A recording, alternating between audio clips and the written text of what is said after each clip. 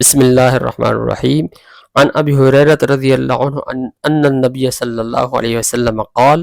من اخذ اموال الناس يريد اتلافها اتلفه اللہ۔ حضرت ابو ہریرہ رضی اللہ عنہ کہتے ہیں کہ نبی کریم صلی اللہ علیہ وسلم نے فرمایا کہ جو لوگوں کا مال لے اور اس کو ہڑپ کرنا چاہتا ہو تو اس کو اللہ تعالیٰ تباہ کر دے گا۔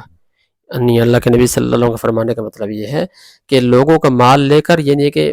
بطور قرض چاہے ہو یا یہ کہ کسی طرح چوری چھپے لے لیا اور یہ کہ اس کو غصب کر لیا، یعنی اس کو ضائع کر دیا، استعمال میں لے آیا،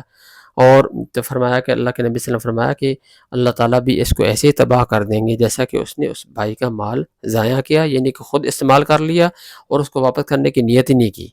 تو اللہ کے نبی صلی اللہ علیہ وسلم فرما رہے ہیں کہ اللہ تعالیٰ بھی اس کو تباہ کر دیں گے جیسا کہ اس نے اس کے مال کو ضائع کیا، یا یہ کہ خود اپنے استعمال میں لایا اس اعتبار سے، اس نیت سے کہ میں نے کبھی اس کو واپس نہیں کرنا، یہ کہ چوری چھپے اس کا مال لے لیا اور اس کو کانوں کان خبر بھی نہیں ہوئی۔ تو اللہ کے نبی صلی اللہ علیہ وسلم فرما رہے ہیں کہ اس بندے کو بھی اللہ تعالیٰ ایسے ہی تباہ و برباد کریں گے جیسا کہ اس بندے نے اپنے بھائی کا مال ضائع کیا اور اس کو تباہ کیا۔ اللہ تعالیٰ ہمیں بر نبی کریم صلی اللہ علیہ وسلم کے ہر ارشاد پر عمل کرنے کی، دوسروں تک پہنچانے کی توفیق عطا فرمائے۔